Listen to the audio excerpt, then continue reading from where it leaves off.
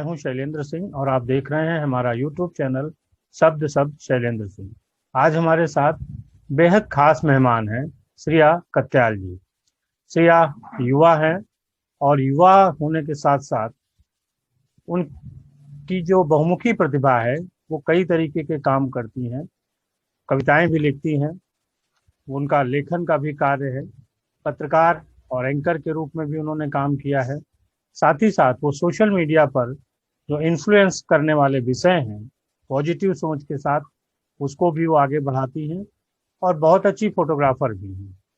हमने उनकी एक फोटो देख के पूछा था कि आप फोटोग्राफर हैं, तो उन्होंने कहा था नहीं, मैं ऑलराउंडर हूँ।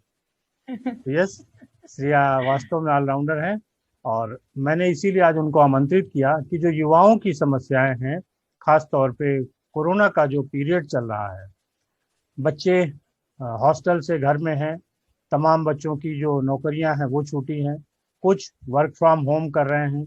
तो अचानक एक ऐसी सिचुएशन में वो पिछले 1 साल 1.5 साल से फंसे हुए हैं कि उनको अपने करियर का अंदाजा नहीं लग रहा है कि हम इसको आगे कैसे बढ़ाएंगे और कोरोना कब खत्म होगा।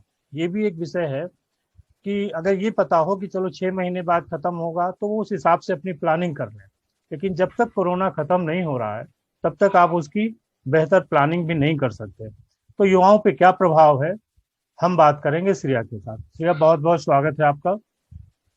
नमस्कार। पहले तो मैं आपका धन्यवाद करना चाहूंगी कि आपने मुझे इस लायक समझा कि मैं यहाँ पे आकर अपनी बात प्रकट कर सकूं और मुझे बहुत अच्छा लग रहा है यहाँ पे आज आकर। और कहते हैं कि अगर हमारा एक भी शब्द या हमारा एक भी विचार किसी को हेल्प कर सके, मदद कर सके, तो उससे बड़ा काम कोई नहीं है इस दुनिया में। बिल्कुल सही। तो कहते हैं ना कि स्पिरिचुअल दान या नॉलेज का दान वो सबसे बड़ा दान माना गया है, बाकी दान उसके बाद आते हैं। तो मुझे आज ये मौका मिला कि मेरी बात मैं रखूं और शायद किसी को हेल्प मिल जाए, तो इससे बड़ी कोई बात नहीं है और उसका क्रेडिट आपको जाता है। Thank you so much. Thank you. पहले तो अपने बारे में थोड़ा सा बताइए, कैसे आपकी जो पढ़ाई शुरू हुई, फिर करियर में जो तमाम वेरिएशन है वो किस तरीके से हैंडल कर रही हैं। जी, तो आपने मेरा इतना ब्यूटीफुल सा इंट्रोडक्शन ऑलरेडी दे दिया है, बट अगर मैं अपनी जर्नी के बारे में बताऊं, अपनी कहानी, अपनी जुबानी, तो मैं ये बताना चाहूंगी कि हमेशा से मैंने एक चीज लाइफ में गांठ बांध ली थी कि जो भी चीज होती है ना, आप जो भी अचीव करना चाहते हो वो एक दिन में नहीं होता है, पूरी जिंदगी लग जाती है। करत करत अभ्यास से जड़मति होए सुजान। सो बहुत जरूरी है एक बच्चे को या किसी भी व्यक्ति को ये डिसाइड करना कि उसका पर्पस क्या है, वो क्यों आया है यहाँ पर और वो क्या करना चाहता है। और अब आप कहेंगे कि यार इतने छोटे बच्चे को पर्पस कैसे पता चलेगा, वो तो बड़ों को भी नहीं पता चलता है एंड तक। तो उसका सिंपल सा एक रीजन है कि अपने आप से बात करिए सबसे पहले, रादर देन आस्किंग अपने टीचर से, अपने पेरेंट्स से या किसी और गुरु से या एस्ट्रोलॉजर से। खुद से पूछिए पर्पस वो है जहाँ आपको सबसे ज्यादा खुशी मिलती है। आज मैं आपसे बात कर रही हूँ, मैं कोई स्क्रिप्ट लेकर नहीं बैठी हूँ, मुझे लोगों से बात करने में खुशी मिलती है, मुझे इंटरव्यू देने में, इंटरव्यू लेने में खुशी मिलती है। तो वो खुशी कहाँ आपको मिलती है वो तो आपको ही पता है ना। तो यहीं पे करियर आता है, यहीं पे करियर काउंसलर्स भी आते हैं और यहीं पर हम भी आते हैं कि हम लोग देखते हैं कि किस इंडस्ट्री में सबसे ज्यादा पैसा है, कहाँ पे बहुत ज्यादा पैसा मिलेगा। ऐसा नहीं होता है। आप अपने स्किल को देखिए कि आपको भगवान ने वो क्या एक विशेषता दी है, वो क्या एक स्ट्रेंथ दी है। मछली तैरने के लिए बनी है, पंछी उड़ने के लिए बने हैं, तो आप किस लिए बने हो वो डिसाइड करो। और फिर वो ह्यूमन रिसोर्स अपने स्किल से, अपने हार्डवर्क से, अपने पैशन से आप उस इंडस्ट्री में ह्यूमन रिसोर्स बन के पैसा क्रिएट करते हो। तो सबसे पहला तो पॉइंट यही आता है कि पैसा किसी इंडस्ट्री में नहीं है, आप हो जो पैसा क्रिएट कर रहे हो। तो अपने आप को क्रिएट करो, देखो किस लिए बने हो, उस स्किल को डेवलप करो और उस इंडस्ट्री में जाओ और पैसा क्रिएट करो। That is how economy is going. वैसे ही हमारी जो देश है चल रहा है, पैसा जनरेट हो रहा है। तो अब मैं अपनी जर्नी पे आऊं तो मुझे बहुत पहले से एक कंसेप्ट पता था, थैंकफुली। तो मैंने देखा कि मुझे किस में मजा आता है। अच्छा, मुझे बातचीत करने में मजा आ रहा है, मुझे कविताएं लिखने में मजा आ रहा है। मेरी कोई भी बात होती थी वो मैं ऐसे शब्दों में व्यक्त या तो मतलब कर नहीं पाती थी या करना चाहती नहीं थी, थोड़ी इंट्रोवर्ट थी मैं। तो लिखती थी तो अपने आप कविताएं बन जाती थी उसकी। तो ये चीज, और जब हमें अपना पैशन पता चल जाता है तो शायद लोग भी वैसे वैसे मिलते हैं, अपॉर्चुनिटीज भी मिलती हैं, और आपको यूनिवर्स भी हेल्प करता है, भगवान भी मदद करता है आपको। ऐसा नहीं है कि आपको अकेले ही अपने सफर में चलना पड़ता है, बट जरूरत है कि अपनी आंखें खुली रखनी चाहिए। जब आप कविताएं करती हैं तो किस तरीके के विषय उसमें प्रमुख होते हैं? मेरा जो शुरू से पेन नेम है, मैंने स्टार्ट किया था जब मैं 7 साल की थी। तो उस वक्त से ही मेरा नाम मैंने यही रख लिया था, दिल की आवाज। क्योंकि मैंने ये देखा जिंदगी में कि हम लोग, जो बच्चा है वो खाली स्लेट की तरह पैदा होता है, बट धीरे धीरे एक्सपीरियंसेस आते हैं, लोग सिखाते हैं, सीखता है, तो वो ज्यादा समझदार होने लग जाता है, which is not true. It should not happen, ऐसा नहीं होना चाहिए। भोलेनाथ का अगर मैं एग्जाम्पल लूं, या शिव जी का एग्जाम्पल लूं, तो हम उन्हें भोलेनाथ बोलते हैं। भोलेनाथ का मतलब बेवकूफ तो नहीं है ना। तो वो जो इनोसेंस है जिसके साथ आप पैदा हुए हैं, अगर आप वो रखेंगे ना तो आप ज्यादा समझदार हैं और ज्यादा सेंसिबल भी हैं। जो लोग ज्यादा चालाक बनते हैं या ज्यादा स्मार्ट बनने की ट्राई करते हैं, वो उतनी गलत चीजें करते हैं लाइफ में, डिसीजंस भी उनके उतने ही गलत होते हैं। आपकी पढ़ाई लिखाई कहाँ, देहरादून से हुई? नहीं, मैं दिल्ली से हूँ। और Kulachi Hansraj model school, Ashok Vihar, which is one of the best DAVs. बहुत अच्छा एक डीएवी का ही ब्रांच है वो। और वहां से मैंने पढ़ाई करी है। वहां पे सारा वेद पाठ हमें सिखाया जाता था, आर्य समाज की टीचिंग्स दी जाती थी, और हवन करना रेगुलर होता था। क्योंकि ये सब चीजें जो है ना, स्पिरिचुअलिटी, वो बहुत जरूरी है, बहुत ज्यादा जरूरी है। क्योंकि जिंदगी में कभी भी कोई चीज जब हमें तोड़ती है, मुश्किलें आती हैं, तो ये जो स्पिरिचुअल टीचिंग है, ये हमें बचाए रखती है, बिखरने नहीं देती है, आत्मशक्ति बढ़ाती है, हमारी विल पावर बढ़ाती है। मतलब मुझको हमेशा से एक चीज लगती है, ये चीज कि कुछ भी हो लाइफ में, आपको आपके दोस्त छोड़ सकते हैं, आपकी फैमिली छोड़ सकती है, कई बार इंसान खुद का नहीं हो पाता, मगर एक ऐसी चीज जो जिसे हम विश्वास कहते हैं, जिसे हम भगवान कहते हैं, वो आपको हमेशा राह दिखाती है। तो मैंने, मतलब लोग भगवान से बहुत कुछ मांगते हैं, बट मैंने महादेव से, शिव जी से सिर्फ 2 चीजें मांगी हैं जिंदगी में आज तक, कि एक तो मेरी बुद्धि को अपने हाथ में रखिएगा, क्योंकि रावण का हमें पता है क्या हाल हुआ था। तो बुद्धि जब तक उसके हाथ में, तब तक हम गलत नहीं चल सकते। और दूसरा मैंने ये मांगा था कि मैं एक ऐसे इंसान हूं कि मैं लोगों को जज नहीं करती। मतलब मैं पहले से ऐसे नहीं कर सकती कि अच्छा ये ऐसा हो सकता है, वो तो मेरी जजमेंट है ना, वो तो मेरे एक्सपीरियंस है, वो तो कुछ भी हो सकता है। तो जज करना मेरे लिए एक पाप है। तो मैंने उनको ये कहा था कि जो मेरे लिए अच्छा हो, मेरे से अट्रैक्ट हो, जो मेरे लिए बुरा हो, रिपेल हो। तो वो एक फेथ उन पे रखा हुआ है। तो होता भी ऐसा ही है कि अगर कुछ भी गलत हो रहा होता है तो वो आता है और अपने आप ही चला जाता है, मुझे धक्का भी नहीं देना पड़ता, और जो अच्छा होता है वो अपने आप आता है और रहता है। शिव जी आपके आराध्य हैं? जी, पहला जो मंत्र था, जो मेरे पापा ने मुझे सिखाया था, वो था महामृत्युंजय मंत्र। और शायद मैं जब 2 या 3 साल की थी, ओम त्र्यंबकम यजामहे सुगंधिम पुष्टिवर्धनम उर्वारुकमे बंधनान मृत्योर्मुक्षयमामृतात्। तो इसका तो मतलब, इसको कहते हैं एक लाइफ गिविंग मंत्र। आज कोरोना काल में भी मैं सबको, सारे टॉक शोज में भी ये रिकमेंड करती हूँ कि आप ये मंत्र को अपने घर में चलाइए। बोल नहीं सकते, उच्चारण नहीं कर सकते, तो चलाइए सिर्फ, क्योंकि इसकी जो वाइब्रेशंस हैं, हम सबको पता है कि साउंड में बहुत स्ट्रॉन्ग एनर्जी होती है, हीलिंग पावर्स होती हैं, और हर साउंड की एक वाइब्रेशन है जो हमें किसी ना किसी डिफरेंट वे में इफेक्ट कर रही है।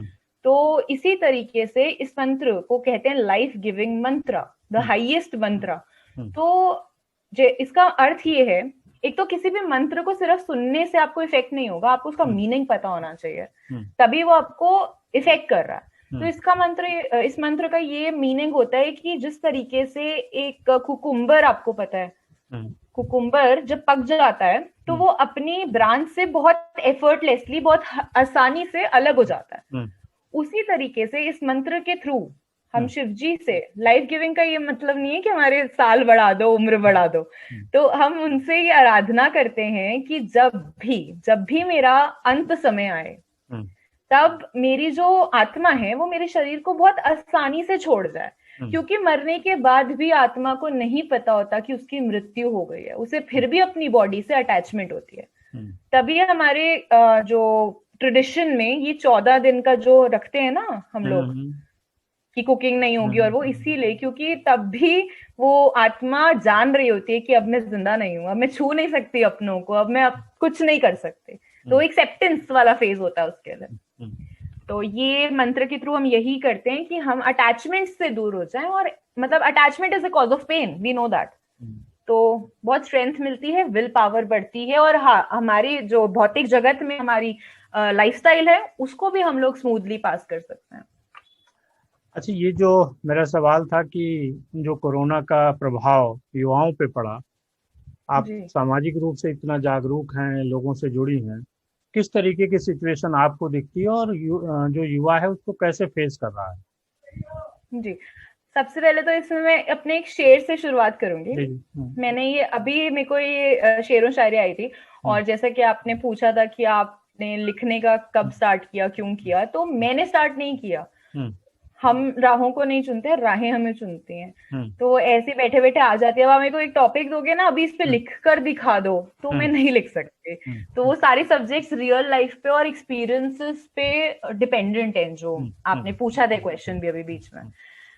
तो ये शेर ऐसे था कि दिल की आवाज कहती है, अर्ज किया है, जितना भी समय है मेरा इस धरा पर, जितना भी समय है मेरा इस धरा पर, मैं उसे भय मतलब फियर, तो जितना भी समय है मेरा इस धरा पर, मैं उसे भय में नहीं बिताना चाहती, क्योंकि जिंदगी तो बस तभी तक है जब तक ये सांसें हैं साथ निभाती। जी, तो कहने का तात्पर्य ये है। जी, तो कहने का तात्पर्य यही है कि देखिए, जिंदगी क्या है, आज सुबह से आज रात का जो समय है वो जिंदगी है। आज रात हम फिर मरेंगे और सुबह फिर जिंदा हो जाएंगे, उतनी ही है जिंदगी। तो कल जो बीत गया वो वापस नहीं आएगा, कल जो होना है हो ही जाएगा, मगर इन दोनों की फिक्र में बंदे तेरा आज कहीं खो जाएगा। वाह। आप कल तक जॉब करते थे, मैं भी करती थी, ठीक है, कल जॉब करनी होगी या क्या पोस्ट होगी वो पता ही नहीं है। कल जॉब करते थे, छूट गई, रो रहे हो। कल पता नहीं कौन सी जॉब मिलेगी, कब लॉकडाउन खुलेगा, रो रहे हो, एंजाइटी है। अरे अभी देखो ना, अभी जो आपके हाथ में, जितना आप अभी कर सकते हो। तो मैं सबको अपने एक्सपीरियंस से भी यही बोलना चाहूंगी कि कोई फायदा नहीं है। वक्त एक ऐसी चीज है, गीता में भी लिखा है कि पैसा इंसान फिर भी कमा लेता है और खर्च कर देता है, वक्त जो है वो एक बार चला गया वो वापस नहीं आता। इसीलिए वक्त के लिए भी कदर करनी चाहिए। जी, और कहते हैं कि वक्त के साथ सब बदल जाता है, कहते हैं कि वक्त के साथ सब बदल जाता है, तो वक्त को थोड़ा वक्त दो, ये भी बदल कर दिखाएगा। आज जो इतना बुरा बनकर बैठा है ना, कल यही तुम्हें अच्छा भी बनकर दिखाएगा। सही बात है, बिल्कुल सही बात।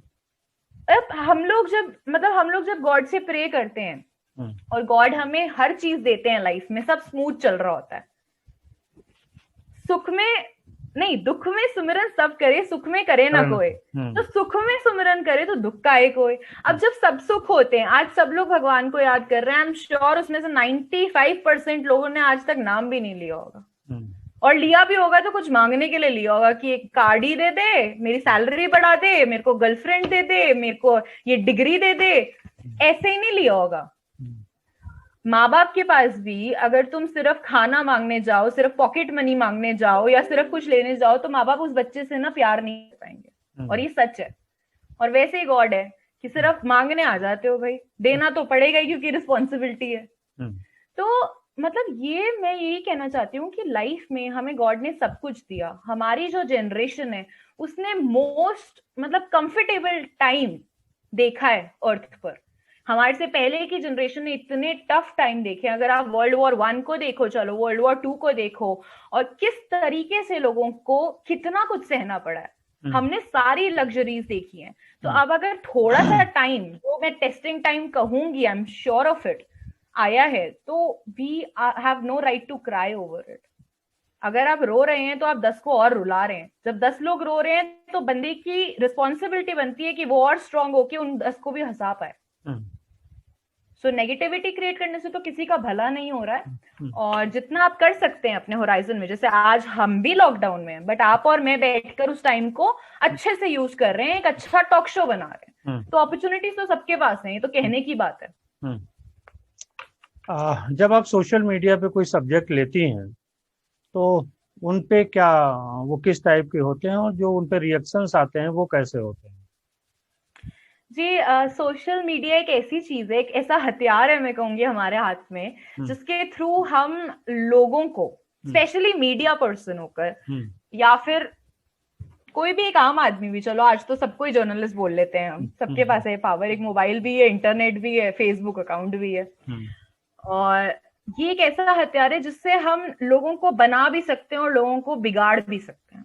हम्म, इतनी बड़ी इसमें ताकत है, इतनी बड़ी इसमें इन्फ्लुएंस है। हम्म, तो सोशल मीडिया की इन्फ्लुएंस, सोशल मीडिया की पावर मैंने अपने बहुत जल्दी लाइफ में सीख ली थी। हम्म, आज मैं 26 साल की हूँ, बट जब मैं अपने छठी या पांचवी क्लास में थी, हम्म, तब से मैं फेसबुक पे अपना पेज चला रही हूँ। हम्म, और ये लोगों को लगता था, अरे भाई इतने अपडेट्स करती है, हर वक्त ये करते रहती है, बट उनको ये नहीं पता था कि मेरा एक आगे हायर पर्पस था। हम्म, मुझे अपना विजन पता था, मैं क्यों कर रही हूँ, और मुझे पता था कि अगर मैं एक फाइन डे उठ के कॉलेज के बाद बोलूं आज मुझे जर्नलिस्ट बनना है, तो शायद वो 40 साल बाद मेरा कभी नाम होता। हम्म, तो मुझे ही अपनी उसी उम्र में पता था, 10 साल की, कि मैं आज स्टार्ट करूंगी तो शायद 30 साल में थोड़ा नाम कमा पाऊं।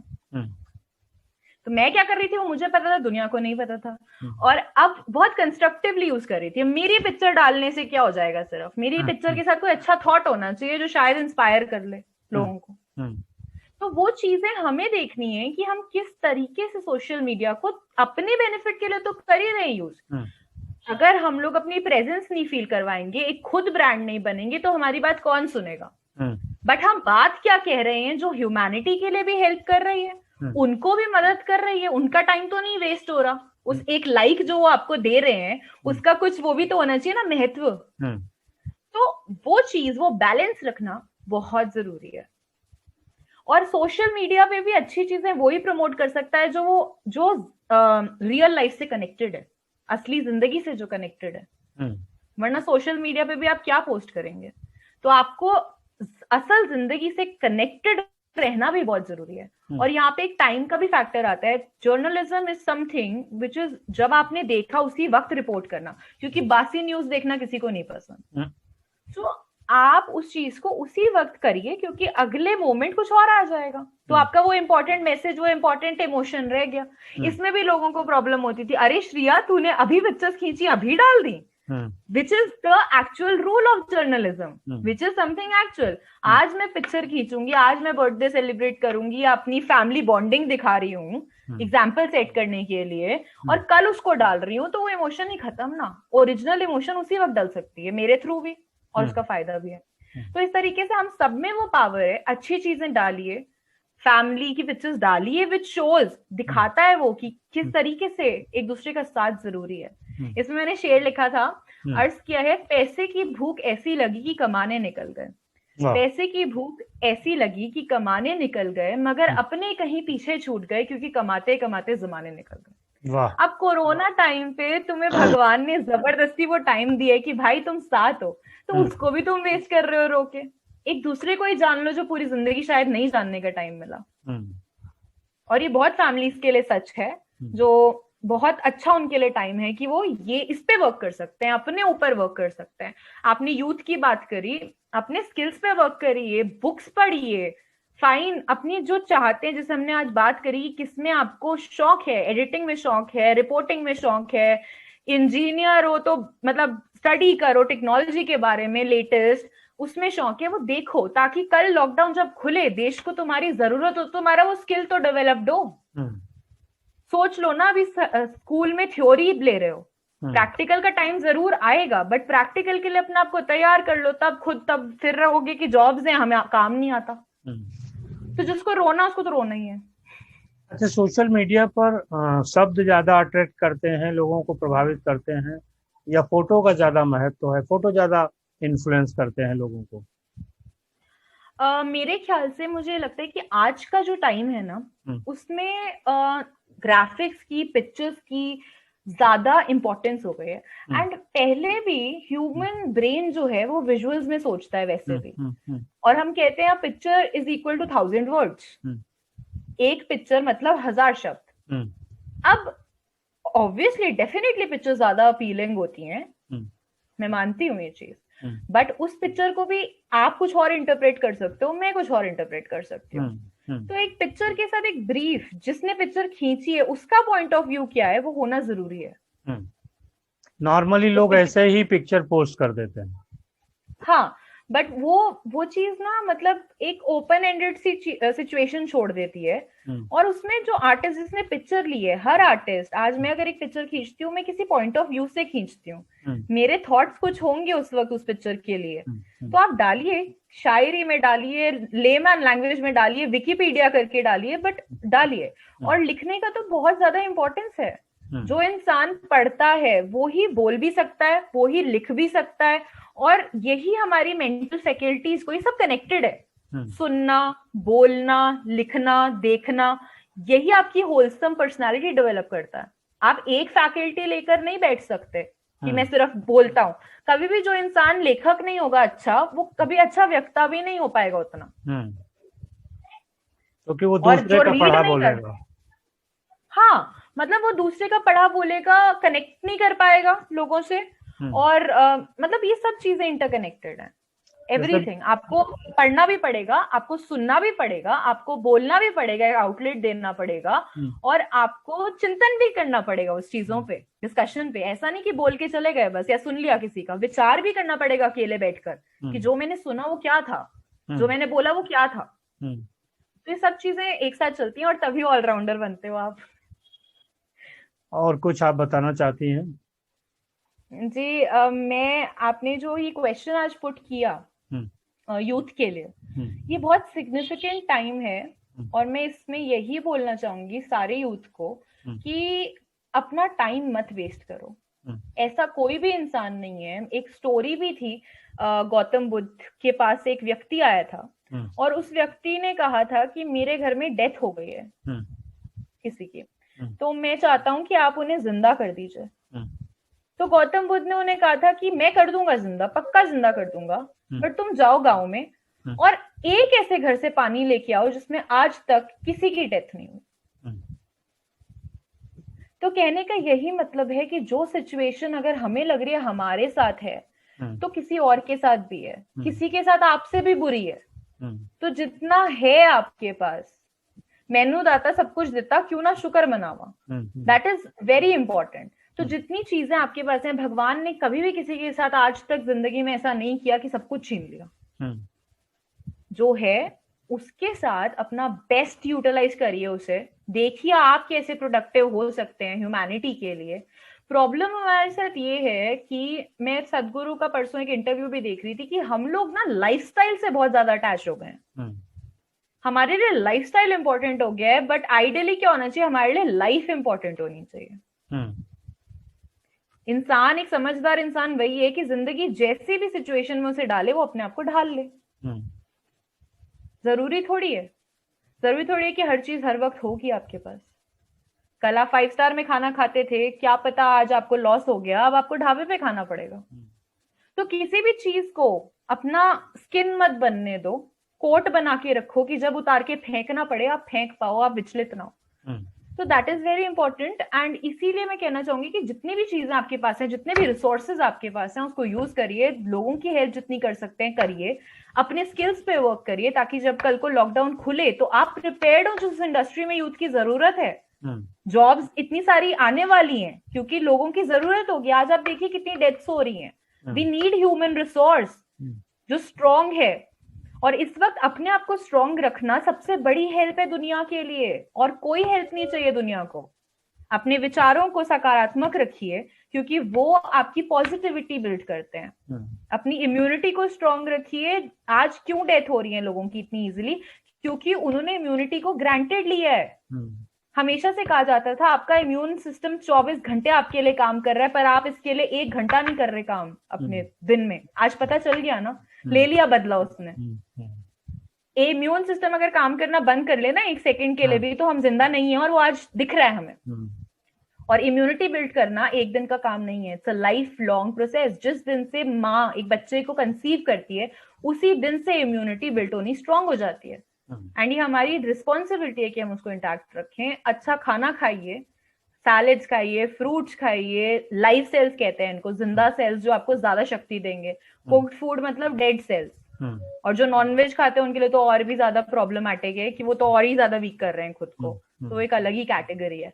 तो आप लाइव सेल्स खाइए, अपने आप को स्ट्रॉन्ग रखिए। ये थोड़ा वेस्टर्न डॉक्टर्स ने प्रमोट कर दिया है कि नॉनवेज नहीं खाएंगे तो हेल्दी नहीं होंगे, which is opposite. Human body एक ऐसी मशीनरी है जिसमें कम खाना डाला जाएगा तो वो ज्यादा चलेगी। जितना आप खा रहे हैं उतना ज्यादा जल्दी डिप्लीट कर रहे हैं खुद को, क्योंकि अंदर से इंजन को और काम करना पड़ रहा है उसको पचाने के लिए। तो ये चीज है। एक प्रॉपर स्लीप लीजिए, स्ट्रेस फ्री रहिए, एंजाइटी मत क्रिएट करिए, क्योंकि जिन चीजों के बारे में आप कुछ कर ही नहीं सकते, हेल्पलेस हैं, उसके बारे में सोच के क्या फायदा है। बिल्कुल सही कुछ ना कुछ क्रिएटिव जरूर करिए। और म्यूजिक भी बहुत बड़ा हीलर है। अच्छा म्यूजिक सुनिए, बॉलीवुड सॉन्ग्स अच्छे लगते हैं तो वो चलाइए, बट घर में म्यूजिक चलते रहना चाहिए, थोड़ा सा डांस एंड ये सब चीजें ना लाइट रखती है माहौल। अभी अगर हम डिप्रेशन में हैं और मैं आपको जोक सुना दूं तो आप वो अपना डिप्रेशन भूल जाओगे ना, आपको याद भी नहीं रहेगा।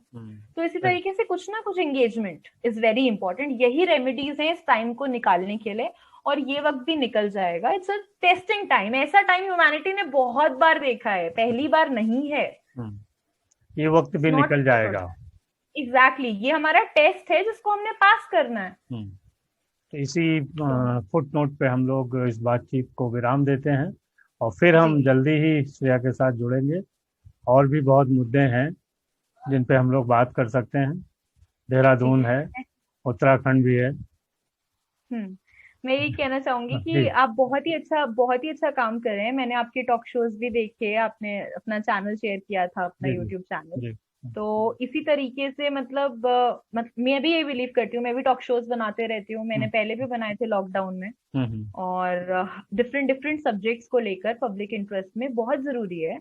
हम सभी ये कर सकते हैं। और इस तरीके से जैसे आप मिल नहीं सकते लोगों से जाके, तो एक जुड़ाव फील होता है कि हाँ एटलीस्ट आप किसी से एक दिन मिल लिए। ह्यूमन नीड यही तो है, इंटरेक्शन, मीटिंग।